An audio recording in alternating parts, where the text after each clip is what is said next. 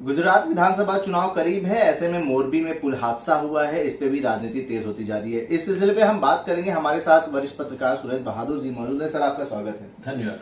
Sir, Rahul Gandhi का बयान आया है, उसको किस तरीके से देखते हैं आप? देखिए, राहुल गांधी ने स्वयं कहा है कि ऐसे मुद्दों पर कभी भी राजनीति नहीं करनी चाहिए। एक स्वस्थ राजनीति का प्रतीक है, स्वस्थ परंपरा का प्रतीक है। क्योंकि इसके पहले जब भी आप देखिए, जब दुर्घटना हुई या ऐसी घटनाएं हुई हैं और जब किसी भी राज्य में विधानसभा चुनाव नजदीक रहे या चुनाव आने वाले होते हैं, तो निश्चित रूप से राजनीतिक दल उसमें अपनी कौड़ी सेकने लगते हैं, जो कहीं न कहीं उनके विचारों को या उस परिवार के विचारों को, जो परिवार को जिसको मतलब उसमें हानि पहुंची होती है, उनको कष्ट होता है कि उनके परिवारों को ही मुद्दा बनाया जा रहा है, इशूज बनाया जा रहा है।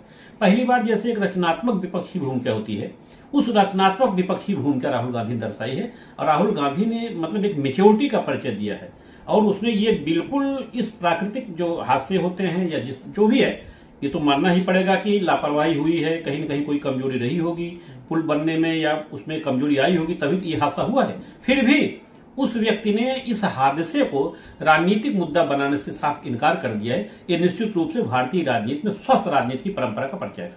तो सर, ये क्या दर्शाती है कि राहुल गांधी अब जो है मैच्योर हो चुके हैं, और दूसरी ओर जो कांग्रेस के दूसरे वरिष्ठ नेता हैं वो कह रहे हैं कि कहीं ना कहीं लापरवाही हुई है।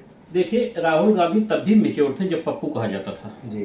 राहुल गांधी तो मेच्योर थे ही जी, लेकिन उनके बारे में जिस तरह से भ्रांतियां फैलाई जा रही थी, जिस तरह से भ्रम फैलाया जा रहा था, वो भ्रम एक सच्चे स्वरूप में बदल गया था और जनता के दिले दिमाग में घर बैठ गया था। जैसे राहुल गांधी को जानकारी नहीं है, न राजनीति की जानकारी है और उनकी अज्ञानता। लेकिन ऐसा नहीं था।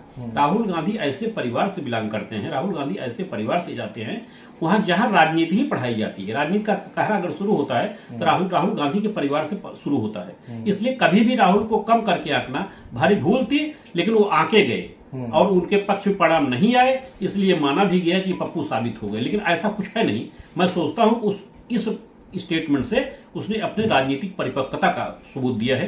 जबकि आप देखिए, उन्हीं के दल के दो बड़े नेताओं ने उसे घोर लापरवाही बताई है। लापरवाही निश्चित रूप से है, उनका भी बयान सही है। फिर भी उन बड़े नेताओं को बयानों को दरकिनार करते हुए राहुल ने कहा है कि आप इसको राजनीतिक मुद्दा न बनाएं, ये मानवता का प्रतीक है और निश्चित रूप से डिसरेस्पेक्टफुल होगा उनके परिवारों पर जिन्होंने अपनी जानें गंवाई हैं। तो जाहिर से एक स्वस्थ राजनीति की परंपरा का परिचय है।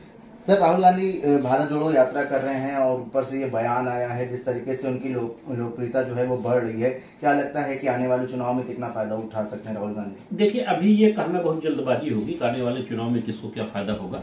आने वाले चुनाव में बीजेपी की क्या हथकंडा होगा, बीजेपी का क्या मुद्दा होगा, अभी ये भी तो देखना पड़ेगा जी। राहुल, देखिए, अभी भारत देश के प्रधानमंत्री मोदी जी ऐसा रणक्षेत्र तैयार करते हैं जिसमें सब उन्हीं की पीठ पर खेलते हैं। वो जिसपे खिलाना चाहते हैं, अभी तक जितने चुनाव हुए हैं विपक्ष उन्हीं की पीठ पर खेलता आया है। अब राहुल गांधी का ये नया पैंतरा, निश्चित रूप से राहुल गांधी की लोकप्रियता बढ़ रही है, राहुल गांधी को लोग स्वीकार कर रहे हैं। अब ये इनकी जो लोकप्रियता है या इनकी जो रैली में जुटी भीड़ है, इनकी पदयात्रा में जुटी भीड़ है, कितना मतों में बदल पाएगी, ये देखने का विषय होगा अगले चुनाव में।